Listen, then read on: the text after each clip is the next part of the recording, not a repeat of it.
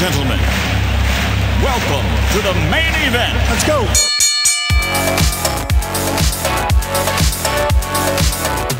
Round one. Fight. Thank you for tuning in to the Crypto Street Podcast. Here are your hosts, Killer Whale, Prince, and Crypto Dale. And remember to tip your waitress. Hello, it is day 2. Today's date is January 17th, 2018. Can anybody out there hear me? Dale, I just Is got back from anybody the else market. out there? They're out of canned food. I am in the Crypto Street Podcast nuclear bunker. It has been 2 days of bloody hell. Is anybody else out there? Prince, up in Canada. I can hear you. I can hear you. You can hear me? There are survivors. Killer. Say something, Killer. We I'm lost dead. Killer Prince. I'm dead. I'm clinging to life here in Los Angeles.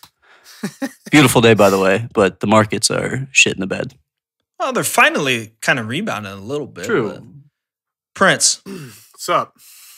how's the weather up in Canada land? I was actually able to wear a hoodie outside today, so still cold, but I have pretty thick skin when it comes to a temperature.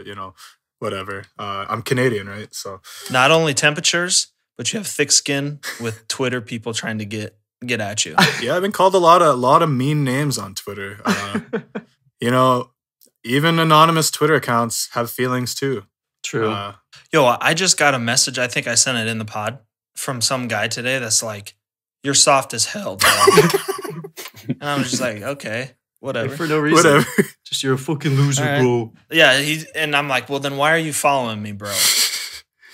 I think that's my favorite is all the people who chirp me, but yet they still follow me. It's like, By the way, I love how Prince's idea of a lovely day is like, I got to wear a sweatshirt. Just a sweatshirt today, not a puffy down overcoat, like a Himalayan suit. I wasn't climbing My Everest. nose hairs, Didn't my have to nose wear hairs didn't snowshoes. freeze when I walked outside. I get about 3 months a year where I can actually wear shorts. And Jesus. only about, I'd say 1.5 months of those I can wear flip-flops. So, living the dream, right? Yeah. So today's guest is a dear friend of the show. He is the very first guest that we had. He has since climbed up to around 60,000 followers, all bought by yourself, Crypto Dale. Because Bully is my main man. Bully, what's up? Thanks for being on again, man. Hey guys, thanks for having me. I'm looking for like the Bill Murray SNL running total, like having the number one Pod Street podcast You're running there. total. So. You're there. I'll say You're right up top right now. Number 2. I'll give Bully a shout out. Like, Bully, your episode, despite being the very first, like usually we get more episodes like our more recent ones, yours has gotten more downloads than like a lot of the other older ones, I'll say. So kudos People love to you. me, man. You're doing something right, dude. No, I think really it's just luck, and then I'm at the beginning, so they're like, "Well, I should listen to the first one, otherwise I won't understand what's happening in the next ones." But I'm not sure that's true. But people just instinctively listen to the first one first, so I'm It's a just good lucky answer, by. but we Look at appreciate this you guy. being He's on. humble. He's humble. Yeah. You're either lucky or you're good. Right? The fame hasn't gone to his head yet. It's getting there though. People actually do think that someone bought my followers. I don't think that's true, but Who knows, right? Like, Well, I'm going to tell you firsthand, I bought you at least 50,000. Yo, Bully. What if somebody's just been buying this whole time and like buying engagements too, and you just think you're knocking it out of the park, and like meanwhile it's just a whole bunch of bots, and then you try to like monetize it for real, and like making all somebody's these like, wait a minute, connections and they're not even real people. Yeah. Just chatting with guys. we're not even real. Shout out to the person that wants to spend that much money on him, though. Dale just has 50 It's probably Twitter his- accounts and he's commenting on all my stats. Yo, we would joke sometimes that like for these giveaways, we should like make fake accounts and like have them retweet it and then be like, so look at who won, and just pay ourselves the winnings. Like we would never actually. I'm sure do it, stuff like that but happens it's all so the time. classic. Those giveaways, I mean, I always see giveaways, but I never actually see like people win giveaways. People just Yeah. forget about them. There's a lot of that. Scam. It's like, oh, I'll pick a winner in 2 months. Oh, yeah. Classic. Well, okay, Trayvon, on the topic of Bitconnect, which I'm sure we'll talk about at some point, but Trayvon had some kind of thing like a couple days ago, like, hey, just retweet me this and I'll follow back in like a week. And I'm like, oh my God, dude, this is not the time to be getting more exposure. Like, this is the time you should not be retweeting things and having giveaway contests. Like, this is the time to like lay low, hide a little bit. I don't know. It's weird. Yeah, so there's a hearsay exemption against declarations against self-interest. So he shouldn't be too excited to put a bunch of incriminating stuff on Twitter because it'll be inevitably used as a court exhibit someday. For people who don't know, Bully has an extensive background in the field of law. So he gets laws, Which regulations, turns me that sort of on when thing. he talks like that. Talk lawyer to me. Talk lawyer to me. Didn't yeah. Trayvon, wasn't he the one that like was saying something like, send me 0.2 Bitcoins and I'll turn around and send you 0.4? Was that Yeah. him? Oh. Yeah, I that think- was him, and everyone thought he got hacked, but who knows? I mean, I wonder about that because they say the hacking, and then you think maybe it's a fake hacking, and that's just his cover up for being a scumbag. I don't know. Yo, Bully, like I gotta ask, man, like, what's your views on this whole BitConnect thing? You know, Yeah, I was going to say that too. Yeah, shed your opinion on this whole thing that's gone down. I wish I knew more about it, but from the sort of anecdotal secondhand stuff I hear about it is that it's a big old Ponzi scheme. But then you tweet that and you get 1,000 angry people who respond saying, oh, you don't understand it, or it's fine. But I think the market seemed to have responded appropriately yesterday when it dropped by 95% of its total value. I did also see the enforcement letter from the Texas securities regulator saying that it's effectively a Ponzi scheme as well. So, I'm probably going to trust a state regulator over a self-interested person on Twitter. It sounds like they're stopping some of their product offerings in response to these regulatory pressures. So, that's how these things go. It's not usually a clean death. It's like a death by 1,000 cuts. And these state regulators are persistent and they're smart and they're sophisticated and they know how to, basically wear companies like this down that are trying to fraudulently, operate in their state. So kudos to the Texas regulators for catching it and, bringing it to light. And then it seems like the market just handled it after that. So, hopefully it's just one of those stains on the ecosystem that fades away in time. And no industry is exempt from it. If you look at things like, the Enron fiasco and, even publicly traded companies are susceptible to, fraud and greed and manipulation and things. So, I don't think it necessarily reflects poorly on the cryptocurrency community, but, as the crypto world expands and becomes more mainstream, I think it's good to kind of remove these, I hate to use the word cancer, but, industry, toxic companies like that. And if you look at the coin market cap top 20, there's a few entities in there, a few coins in there that you sort of scratch your head and saying, well, what are those coins doing in the top 20? But it's a young space and there's a lot of investors who are just coming to get rich or don't do their due diligence and they're investing in bad companies or bad products. So, hopefully the market will sort it out over time. That's what they say is like there's that Warren Buffett quote where the market is like a popularity contest in the short term and like a weighing machine in the long term. I'm completely butchering that, but it's something to that effect where eventually everything kind of gets figured out by the market participants. Markets are not completely efficient, but they're mostly efficient most of the time. I think that's maybe the best way you can put it, is they're not instantly going to jump on all the available information, but they'll get on it pretty quick. The kind of the power of crowds. Yeah, and it's a good question about like, well, crypto is obviously largely unregulated and it's seeming like regulators are starting to take interest. And, there's always this debate about, well, should the market be regulated? Like, is it appropriate? On one hand, you like to see consumers and investors be able to make their own decisions about their money, and the kind of paternalistic hand-holding is a little insulting and maybe even counterproductive in cases. But on the other hand, then, you have so much money streaming in and so many bad actors that you're like, well, maybe you do need to protect these people from themselves almost. And I think I'd probably tend to side more with the less regulation is better and the free market is efficient. But, maybe there needs to be some basic level of regulatory, oversight to make sure that companies like Bitconnect aren't just stealing billions of dollars from new guys, and then they get a bad taste in their mouth. They go and tell everyone they know that cryptocurrency is a scam, and it's not good, and it. So I don't know. I sort of see both sides of that argument as somebody who practices in kind of securities law and keeps up with these things. But on the other hand, I think if you pulled a bunch of cryptocurrency folks, everyone would tell me, get bent.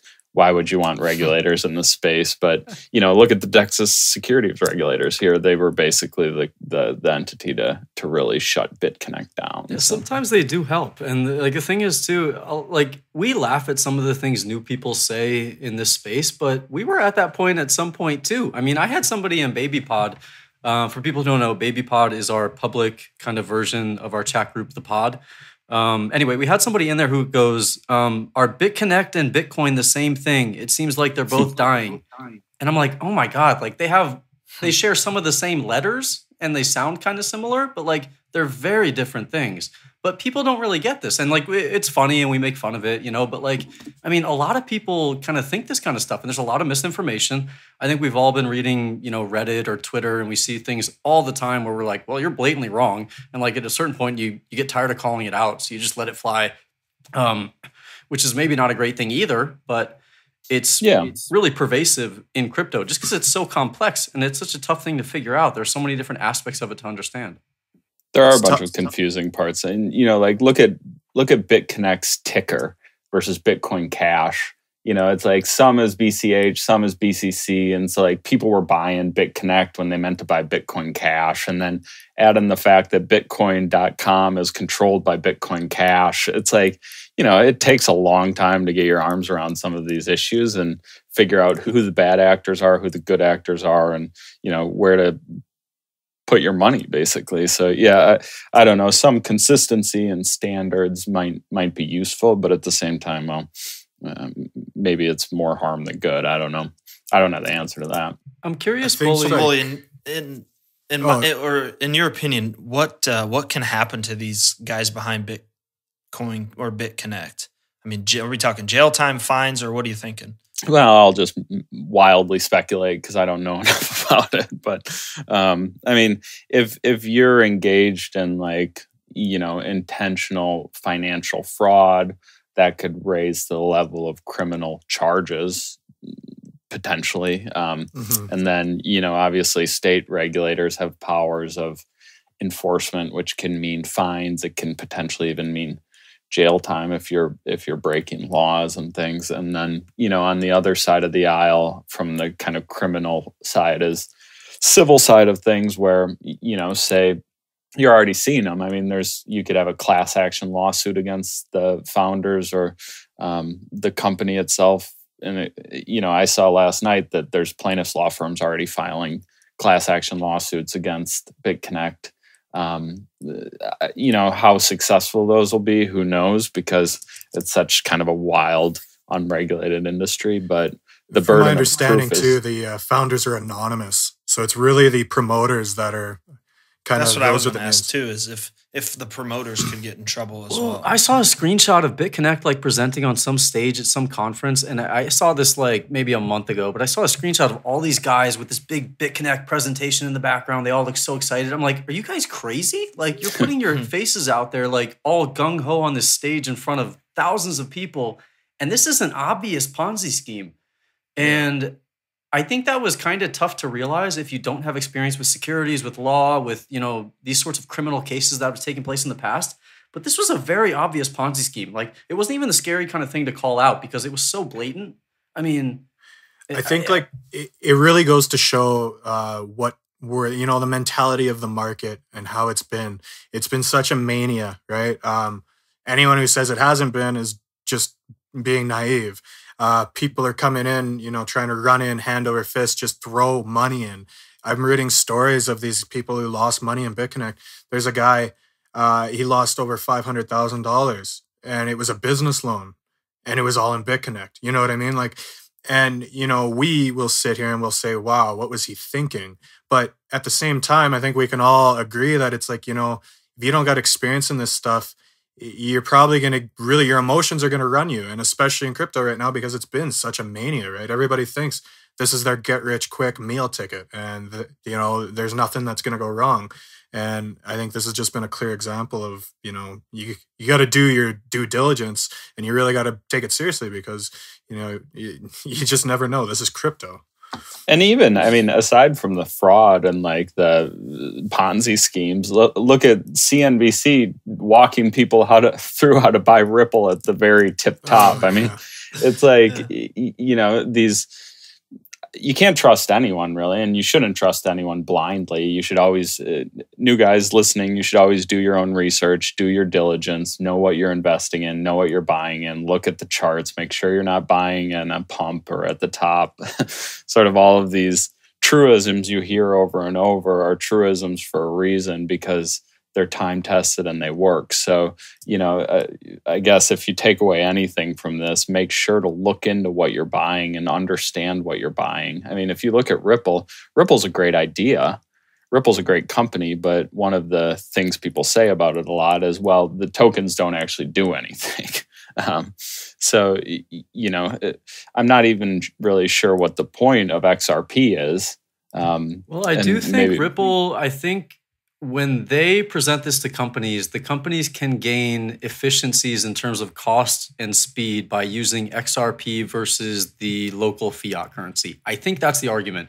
How true that is, I don't know. But if that is true, then I think it's a benefit to using XRP and kind of, sort of a BitPay method where it's super fast conversion to fiat, where you don't have to worry about the volatility that much because it's getting converted to fiat within, 30 seconds or 20 seconds or whatever it may be.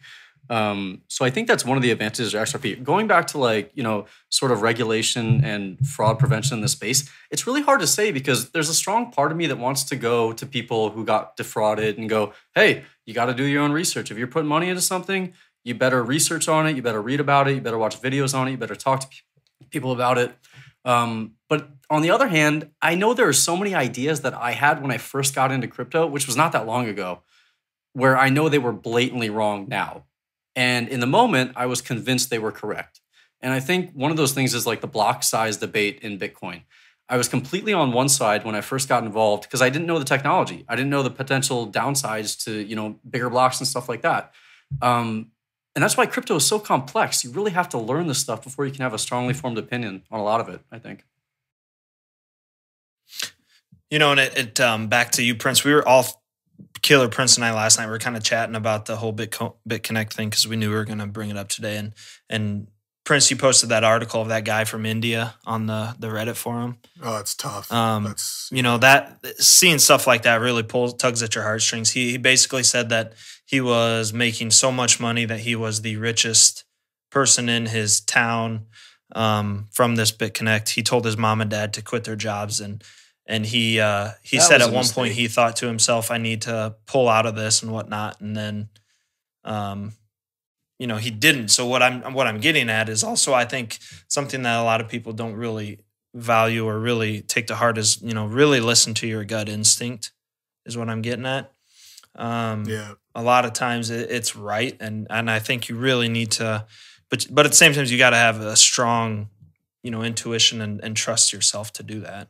It's like trust confidence. Yourself, but don't realize when you don't know what you're talking about too. Because I think people get into a lot of trouble by believing they're very adept at something and they carry that over into other things. Like, I'm very good at economics, so I'm going to be very good at programming. And it's not at all like that. I mean, those are two very extreme examples. There is some crossover in terms of more kind of, sister topics, but I always examine yourself, always be questioning why you think what you do, and always examine what your biases are and how those affect why you might think what you do. If you're more prone to a certain way of thinking, then take that into account, kind of realize that. And that's very tough to do, but I think if you work on it, you can get better at it, and it helps with your trading.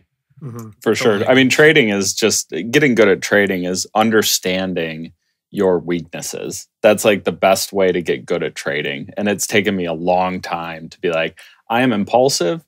I over leverage and tend to over risk positions, and I forget to take profits. So like those three things, I know those are my blind spots, and I work on them every day when it comes to trading. Like, I'm impulsive, so I will put stuff in a hard wallet so I can't touch it, or I don't take profits, so I'll set orders automatically to take them without even looking. And so understand where you lose money. Like, if you're losing money on trades, go back and look at why you lost money. And keep a journal. I sort of use Twitter as almost my trade journal sometimes, to just kind of evaluate what I've been trading at, where my entry points are, what my stop losses were, and things. And I just find that a useful exercise to be able to kind of self-reflect on where you went wrong on your trades or what you did right. If you're losing money on a trade, hopefully the upside is that you learned a lesson. That's right. Mhm. It's not a mistake if you are able to learn from it and don't do it again. That's called a lesson, folks. All right, so let's move on from Bitconnect. Let's talk about the last couple days, the market crash, maybe. My God. Finally starting tonight. We're recording on Thursday or Wednesday. Jesus. Wednesday. You lose the track of days. 17th. Dale just got back from vacation. It's okay. At work today, someone said something about tomorrow being Thursday. I go, well, we don't have that meeting. That's on Thursday. And they're like, yeah, tomorrow's Thursday. And I'm like, They go, God damn it, Dale. You're too much into them cryptos. So something I kind of found fascinating, and I know a lot of people have been talking about this. I don't know who wrote this article that someone has sent me. So I apologize. I'm not, if I knew who it was, I'd totally give you the credit. But this is what I'm going to read a little paragraph. It says, the cause of today, this was written yesterday too. The cause of today's chaos is likely large hedge funds using expiring Bitcoin futures contracts as safety nets to exploit the only sure thing in this market, a large amount of new overextended investors who are easily moved to panic sell during a flash crash. On December 10th, Bitcoin futures trading went live. The first set of those contracts is set to expire, which it says tomorrow, which is today. So I don't know if that's the cause of it. It plays a factor. Let's hear what you guys say. Yeah, it plays a factor. And another thing too is someone said they thought that the BitConnect fiasco played a part in it also. So let's hear what you guys say. See, I don't think the BitConnect was as big as I think some media outlets would like to say.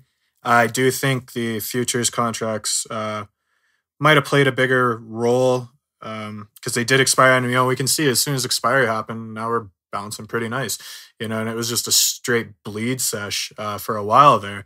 And that happens. I think we've seen that happen too, even with just on OKCoin, when they were really, and they still really are for a lot of crypto markets, the go-to place for Bitcoin futures. And we see the same kind of stuff happening on expiry and new issue of, new contracts.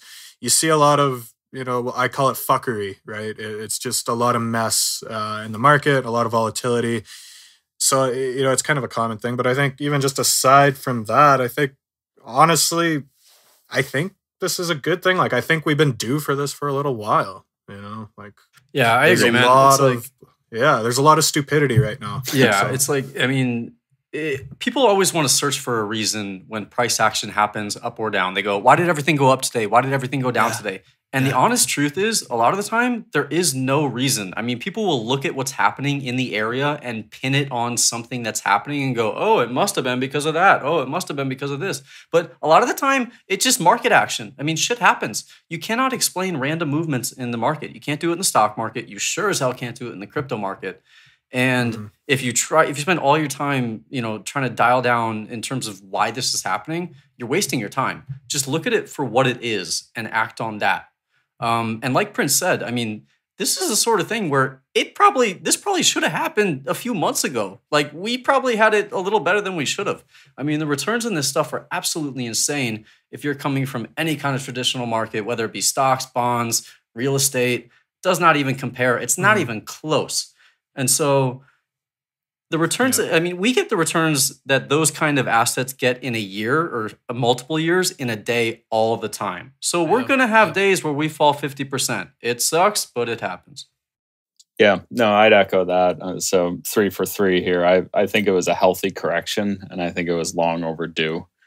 it was painful. And yeah. I'll be the first to admit that I'd pulled up my balance a few times and thought about trying to panic sell, but I think I posted a few tweets about it. I just went and watched a movie instead, or closed the window. But it's tough. It's tough, man. I watched Moana 17 times. But no, it's tough to watch your balance take a hit like that. And I think I tweeted this too, like, props to the new guys who stuck it out, because I'm sure a lot of them got in at like Thanksgiving and Christmas and were panicked and watching these red candle after red candle. And it's like, oh my God, you feel like helpless and worried. So, props to them for sticking it out. And I'm sure a few of them sold the bottom, and that's the way it goes. And they'll have to either go Learn and from explain it to their wife why they lost a bunch of money, or they can hold tight and be back. I saw something on the Bitconnect Reddit. It was like, I'm sorry, we make fun of this all the time, but the guy was literally like, I did not tell my wife, and then I told my wife, and she leave me, and now I have no family. I was like, oh my God, like, Jesus Christ. It's terrible. No, and you don't know if those people are trolling. You don't know. It's terrible. Hope they are. You want to feel bad, but you don't want to be a sucker.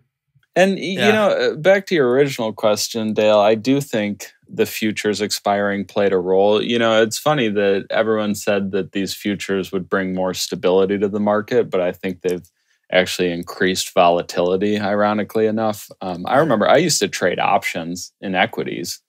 And when the options were set to expire, you'd see all sorts of nonsense like this in a regulated market. So this is crypto, which tends to be volatile in the first place. So, I'm not surprised to see a lot of fireworks around the close of the first contract date. And I do think Bitconnect played a big role in this. I don't remember the highest it made it, but boy, it must have been in the top 10, top 20 market cap. I think it was like at one point around like 5-6 billion or something. That's a lot of, that's like the GDP of a big country. Actually, Dale, I think I did see 10 billion at one point. That's what I was thinking, 10 billion. So, I mean, if you think about $9.5 billion being just effectively liquidated from the market, that's going to rattle some people. So I think it was kind of a culmination of all three of those things. You had a bunch of tourists who just got into the space who were terrified. You had the CBOC contracts closing, and you had Bitconnect blowing up. So it was just sort of the perfect storm of volatility. But now you look, I have the charts up here. Bitcoin's trading at 11,750. So we're almost back to where we started a couple days ago. So it's coming into an important zone. You got to keep things in perspective. I mean, we hit this level like a month ago. I mean, like, we're still doing really, really well. It's not the end of the world. It's insane, right? Like, I saw a post on Twitter, some guy, and he says on a lot of these subreddits for these coins, you're seeing like suicide hotline number like pinned to the top. And he says, I wish I could remember the guy who said this. I retweeted it. And he said, like, if this isn't an indication, like, what the hell is wrong with this market right now? Like, these are levels that we were at like, 2-3 months ago. Yeah. So, what happens when we get into an actual serious bear market? You know what I mean? Like, well, I mean, this was 2 days. What if we go into a 2-year bull market? Yeah. And I think I made this point last time I was on, because last time I was on, Bitcoin was just going full on bull mode and alts were getting slaughtered. And I was like, well, it's not a bear market. I mean, alts are down, but they're still up against USD, and Bitcoin's going crazy. Like, you haven't seen a bear market. Once a bear market happens, like, some of these coins are going to lose 80-90% of their value against USD. So I mean, if Bitcoin's over 10 grand, that's not a panic scenario. When it dropped to 9,200 this morning, I was starting to sweat a little bit. Yeah. But, when I saw Ethereum like low 800s, I was like, just making noises. I couldn't even produce words. The same way. And I was telling Killer earlier when it was at 800, I was like, dude, I literally bought the top on it the other day. And I'm not afraid. I'm not one of those people on Twitter that are going to admit that they're the bottom buyers, top sellers, because Hell no. I totally bought the top Oh, of that fight. What was it I'm like? with you Dale, on that. because I Like, talked we you were- into it, bro. I'm we in the pod posted and like this street, like every chat, I'm like, guys, I'm super bullish on Ethereum, Bitcoin here. And like as soon as I tweeted out, I swear to God, it just tanked. And I was like, oh, But you know what? God, Like, I need to hide. We were even talking about it in our chat, and the Ethereum Bitcoin chart, it looked really good. We all you loved know? it. It wasn't just me. Yeah, I Still bought do. a bunch. I ended up I was getting being stopped out enabled. pretty much. Yeah, it's basically you know, your it's like- guys' fault for my losses. I helped tumble down the market with my stop loss. I was getting expecting triggered, some but criticism, not, oh yeah, it looks great to me too. And I was like, yes, add, buy but buy I one think more this is just a Bitcoin great worth. example of, you know, that trading isn't a guaranteed thing. This is a game of probabilities. Because that chart, it looked great. That was a chart was that sexy. I would play. Yeah, and it fell apart. You know, that happens. So Yeah. All right, so I got a question from I'm not even going to elaborate, because if I say that, people send me DMs, and if they're legit questions, I answer, because then it's just going to get flooded. Or Bully will tweet something out stupid like he did that one time. Dale's giving away one Bitcoin to everyone yeah. who messages him. So someone messaged me and said, "Hey, I'm really struggling with the correlation between alts and Bitcoin. Oh. You know, could you guys maybe all touch on that and talk about it?" He's got that. What's that cartoon? Looney Tunes with the cowboy. What's his name? You know, the Yosemite big ol' ass Sam? hat. Yosemite Sam. Yeah, he has him. Yeah. So I'm sorry I didn't write your name down, but this was you asked this. So I'll take that one. I love thinking about this, and I think about it all the time, and it changes seemingly daily. The sort of interplay between Yeah. BTC and alts, and you know, it's like this bizarre dance that's really fun to watch. I don't know. Maybe my geek showing here a little bit. Are but you I a like dancer, that. Bully? I am not. I'm very much not a dancer, but I can appreciate a craft when I see it. I like that. It's a good way to put it. Anyways, so, you know, like today, if you look at BTC going up, alts are flying with it because they got pounded yesterday, sort of almost as a call option on these BTC falling so fast. So, you know, during times of dramatic movement, I see them kind of run together.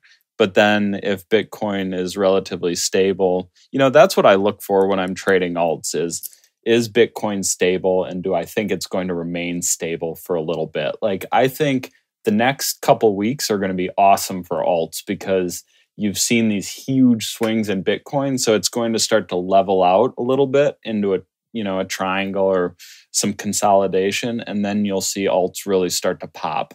And so, you know, if you're looking for kind of a one general guideline, that would be it. If you see Bitcoin going sideways for a few days, trade your alts, get in, try to get your 20, your 40%, and then maybe pop out and try to ride the Bitcoin up.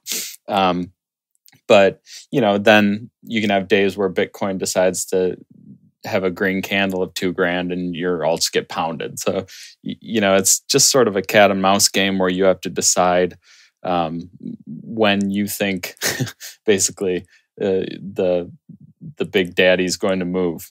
I It's hard to think, you know, predict, it's you know, been it's- really funny to kind of watch crypto Twitter over this crash because, you know, when Bitcoin's going full bull mode, you just get all these heroes going, "Oh, I can't believe you're trading in US dollar. Why aren't you trading Right. in Bitcoin?" But the minute My Bitcoin favorite starts argument. crashing, everyone's panicking. It's like, well, where's that US dollar going, bro? You know, it's like, oh, you've been preaching that you shouldn't care about US dollar, right? So I think it's kind of funny. And I think anyone who disregards US dollar versus Bitcoin charts, you know, you got to take both into account, in my opinion. And if you're disregarding one, you're just being ignorant, honestly. Like you are. I've So, caught a few awesome breakouts by just studying the USD charts, and I've gotten some crap on it on Twitter. Like a few people I've had to block because they're like, "Oh, this guy charting Yeah. USD," but like Ripple before it broke out high, like it ran from what 2K to 10K or whatever. I mean, that was obvious on the USD chart, but it was not obvious on the BTC chart. So yeah. it doesn't hurt to take a look at that. And the thing is, too, we talked about this before, psychological numbers matter. Like a dollar is important. You know, when you spent your Right. entire life at half a cent, 30 cents, 80 cents, when you break a dollar, it's important. I mean, not for any real reason, but just because people think it's important. And you have to keep that into account. You know, it might not actually be a bullish thing, but if people think it's a bullish thing, then it kind of becomes a bullish thing because people buy, the price goes up. The founders get more money. They can spend more on devs. These things really have like reflexive actions to them. I mean, literally, a rise in price can be a bullish thing in and of itself. You know, it's kind of like when Bitcoin broke 10K there, everyone was expecting a retrace, and because that 10K was that magical number. And if I'm not mistaken, it just shot the hell up right after it kept on 10K going. Because it was that magical number. Yeah. Yeah, and there's a lot of good traders who just buy breakouts. I'm terrible at it. Me too. I like to trend trade. I swing trade for a week or two and then I'm out. But yeah, I think maybe even Ledger, you know, there's some traders who just like excel at, oh, it's a breakout, let's buy it, and then they can get in and out quick. But so yeah, it can definitely be a bullish thing flying past one of those sort of critical milestones like a $100 or $1 or whatever. That's the thing too, right? We're always looking for as much information as we can get, and everything is info. Really, when you're taking into consideration the markets, you just want as much info as you can get, and so that comes down to playing psychology with these numbers. Comes down to U.S. dollar charts, all Bitcoin charts. It's everything, right? So if you're disregarding something, I don't like to disregard things, so don't disregard, right? We want This is the thing with even, the biggest hedge funds. It's information is the most important thing they got, right? It's all about data. What can we get? What kind of info? Yeah. What this reminds me of too is like, people ask like, what do you look at the 15-minute candles, the 5-minute candles, the 30-minute candles, the 4-hour candles, the daily, the weekly. And the thing is, look at all of them. I mean, they all kind of give you different information about different time frames. You're going to get a little bit more information about the super extreme short time frames on the smaller candles, the 5 minutes, the 1 minute, the 15 minutes. But really, the stronger trends are going to be confirmed by the 4-hour, the daily, the weekly candles especially. And so it's kind of just going back to what you guys said, where you have to take all of this into account. And if you're excluding any of it, you're putting yourself at a disadvantage relative to the rest of the market. Yeah, I mean, TA doesn't work anyway, so what's the point? That's right. It's voodoo. It's just voodoo. It's voodoo. That's right. Bully, I'm curious, do you notice any themes like within sort of the regulatory landscape or like the legal? Because you have obviously an extensive background in terms of working with law and governments and regulators. I'm curious if you see any themes in crypto. Everyone thinks it's going to become more regulated, but like kind of beyond that, I guess. So, I've noticed like I've been talking to a lot of cryptocurrency companies and people involved in the space. And it's sort of two areas I've been seeing a lot of action, questions, and movement in are A, taxes, and B, ICOs. So, I'll touch on taxes first. I'm not a tax attorney. I don't know too much about it, but if any of you listeners out there have a CPA and a little bit of a background in international taxation law, you could really make a killing in this space because so many people are confused about what to do with, capital gains they've made on their KuCoin account in Hong Kong versus the money they've liquidated on Coinbase, how, that affects their income and their cap gains.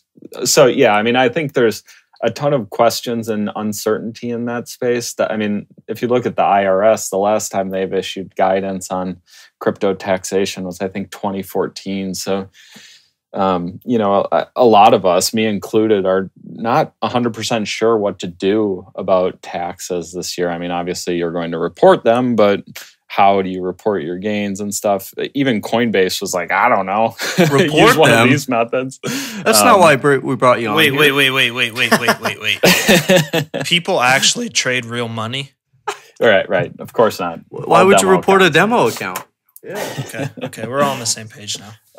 And then the second thing I'm seeing a lot of sort of interest and movement in is the ICO space. So obviously in December, the SEC came out with the Munchie opinion. If you're curious, look it up. It's MUCHEE. It was a startup in California that was going to do some sort of, cryptocurrency for food reviews or something, but they were pre-product and they wanted to raise $15 million, and they had a Telegram channel where they were telling everyone they were going to make $1 billion and things. And then the SEC came in and said, no, you don't have a product. You're offering these gains and things. So we think you're a security. So I do think the ICO space is going to change in the coming year, and it's going to be more focused on accredited investors and kind of playing by the book. Marco Santori, one of, I think, the finer attorneys in the space at Cooley, he worked on a white paper about the SAFT, which is sort of a compliant ICO model. And so businesses understand that if they're doing this stuff without properly considering the sort of securities implications, they can get in a lot of trouble. So I'm getting more and more calls from people saying, hey, I have a question about this, or this doesn't make sense to me. So those are sort of the two big areas I see from kind of a legal cryptocurrency space. And then, as the space is growing up, you're seeing more people wanting to invest their earnings, basically create little venture capital funds or angel investing. And so it's fun to see kind of the maturation of the space, and people who started out just trading getting more interested in the business side of things or the investment side of things. So that's sort of my spiel there. I was just gonna say, it's so hard to keep up with everything that's happening here, though, because everything moves so quickly. And I think, obviously the prices move so quickly, and the dynamics of different cryptos move so quickly. But it's like, from a legal framework, how do you keep up with that? Because people want certainty when they're talking about taxes and law and stuff like that. Is it just kind of where we're at in crypto, where it's not really known? A lot of it's a gray area. You know what it mainly is it's a carefully drafted engagement letter. So, you say, well, this is a quickly evolving space. And I mean, most of the regulators don't know what's going on. So I think it'll start on the front lines with the practitioners, the accountants, the lawyers, the business people sort of developing things. And then, to their credit, a lot of the regulators have taken kind of a gentle hand and trying to let the market kind of work itself out before it steps in. China's the exception because they've just cracked down on everything. But, the SEC and things have taken a pretty reasoned approach, I think. And so, there's no easy answer. And you sort of just, a lot of these things are so new or novel or to the point where there's no laws or regulations on them. So you just have to use your best judgment. Hear that, everybody? If you don't want to pay taxes, you don't have to. It's all a gray area. Do whatever you want. Straight from Crypto Bully, at Crypto Bully. Yep. Oh, Jesus. And if you do get contacted, you know who to blame. If the IRS comes a knocking. Big Crypto Guapo, my man, wants to know how you survive as a liberal in crypto. Oh man! Well, I guess you don't have to answer that. Someone else asked you. The Bully's follower numbers are plummeting now. It's a good question. I think it's no mystery or surprise that I tend to bend liberal, but I think being an attorney teaches you sort of how to see both sides of the aisle as a profession. But I think even if you're not trained as a lawyer, you should try to take that view in your life as well, because it's important to understand where other people are coming from. So, Rick and I go back and forth constantly. Clutch and I go back and forth constantly on these things. And we just fundamentally disagree on a lot of things. And I do think the space tends to attract kind of a libertarian, conservative person for the most part, but that's changing. And tech is, unabashedly liberal. So it is sort of interesting to see the inner sort of dynamics between the conservatives and the liberals and crypto Twitter. And as crypto Twitter becomes more popular and more people join, I think you'll get sort of a diversity of ideas. But, how do I survive? I guess a thick skin and a couple Bud Lights and try to let things fall off my shoulders as best I can. And not take things too seriously. It's such a good point, though, about at least considering both sides. Because, I live in Los Angeles, which is clearly very liberal. I think I'm kind of middle, but I tend a little bit more conservative, but I'm very kind of moderate. But, Bully is a very reasonable person, no matter what you think of his politics. He'll always kind of get your perspective. You can always, and more people should be like that, I think. No matter what side of the aisle you're on, at least be willing to consider the other side, because that's how you're going to gain an understanding of how they think and why they think what they do. And you're not Yeah. going to say, oh, they're a Nazi or, oh, they're a Marxist. You know, it's just because, oh, that's their life experience and they've, you know, experienced this, which has led them to believe that. It's Yeah, kind and of I what mean, it boils down to. We live in such a hyper politicized environment, and it's so easy from a rhetorical standpoint to just say, oh, you're an idiot, or like, oh, you're a Nazi. Yeah, exactly. So it's a lot easier to say that than to actually debate tax policy, or why the First Amendment's more important than the Second Amendment or something. You know, like these substantive issues are hard, and a lot of people just don't have, I guess, the intellectual curiosity to consider both sides, which is a shame. And I think that is important and is maybe underutilized in this current day and age. But maybe I'm just my old self complaining to the No, TV. I agree now. 100%. I think that's something, if anything, younger people are ignoring, which is an important thing to consider. Yeah. Well, it's this new age of, hey, if Johnny or Joe is saying it, then it must be true.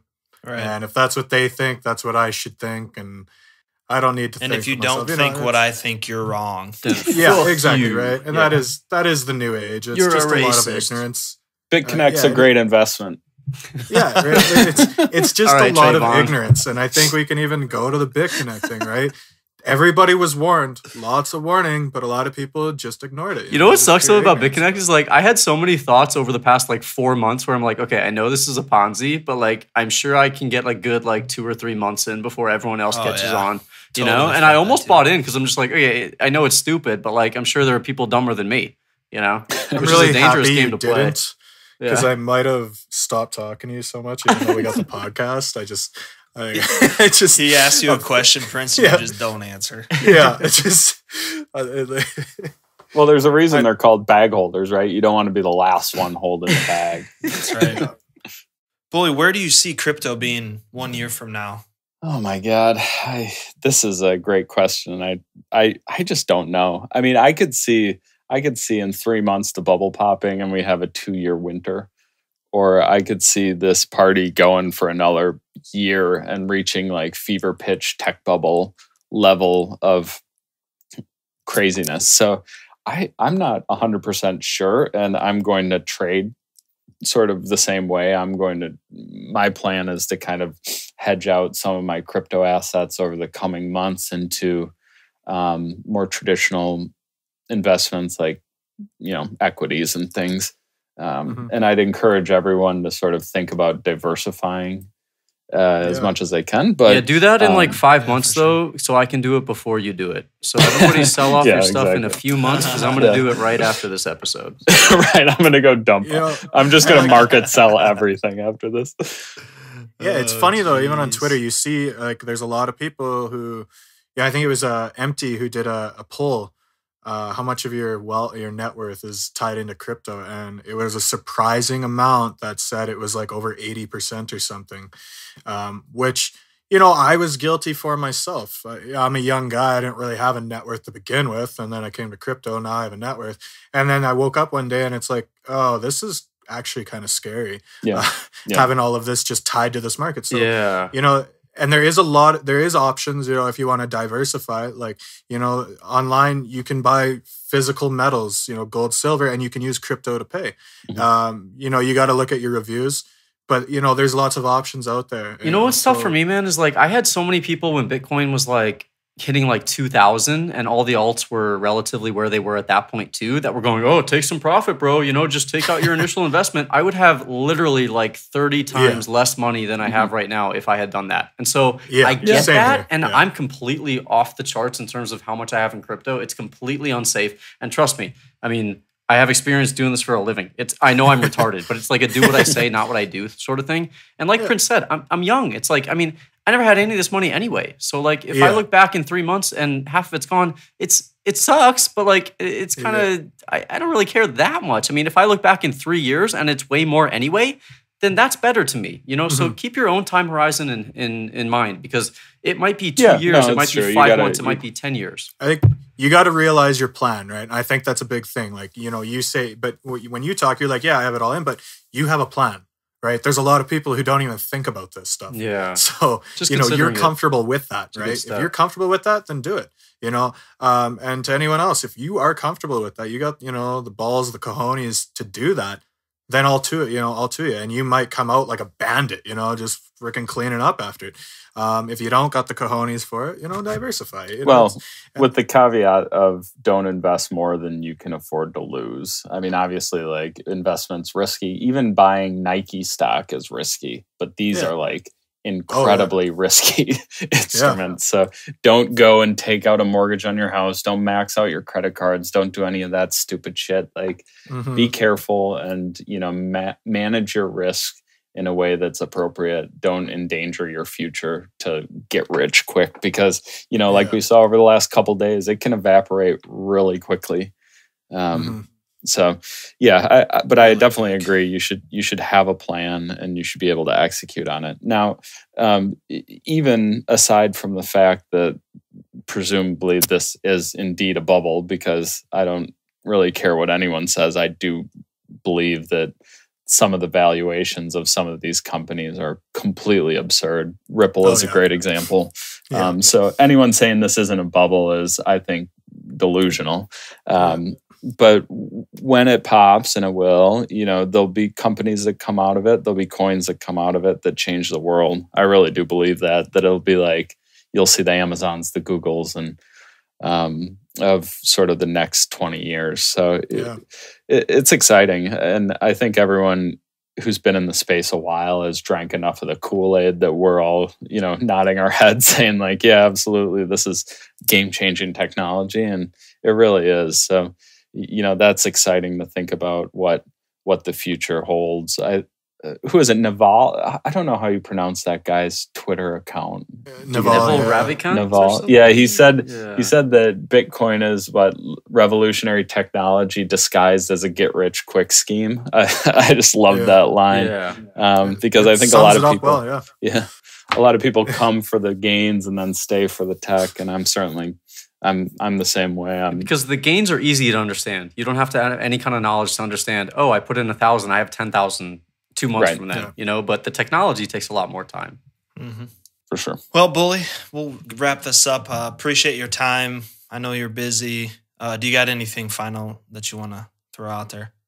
Yeah, no, I don't think so. I mean, we've covered a lot of ground here. I would just like to sort of commend the new guys. I remember when I first started, I felt like a lot of the people who were in the space were standoffish and kind of disinterested and even like a little bit aggressive towards new people. So one thing I've tried to do now that I have more followers and sort of a broader mouthpiece is encourage the new people and try to give them direction and guidance as much as I can with, 61,000 followers asking me questions all the time. But so, in sort of final parting thoughts, I'd say, stick with it. If you've made it through these last couple days, you're obviously doing something right. So, stick around and, maybe in 3 months, you'll be the next Randy with 20,000 followers all of a sudden. That's no joke. Overnight success. I like how we all just Baby laugh Pod, about we that. got a good crew there. If you're listening, just send the email address that's at the end, or send myself a DM, and I'll get you in the Baby Pod. But don't send me stupid shit. All right. There you go. Fuck. I'm gonna email you a picture of my food. Hey, we got any UFC fans? We got UFC 220 this weekend. No Francis one Ngannou, cares. Stipe Miocic. All right. Fuck you guys. Nope. Goodbye. I'm too old for that shit. Yeah. No, I got kids. I'm not watching sporting events. Are you crazy? All right. Well, everyone, thanks for listening. Bully, again, thanks for your time. Appreciate it. You're a great friend of the show, and we all three would probably marry you if. Well, Killer lives in California, so that would probably be the easiest place to do that. Canada's cool too, I'm in. Yeah, that's true. It's always a pleasure, guys. I always enjoy hanging out with you, and well done. I think everyone's been really proud of what you guys have put together over the last couple months. So well done. Keep at it. Thank you. Thanks, Appreciate man. We it. appreciate Thank you, bro. it. We As always, everyone, tip damn waitress. Take care. Peace out. Talk to you soon.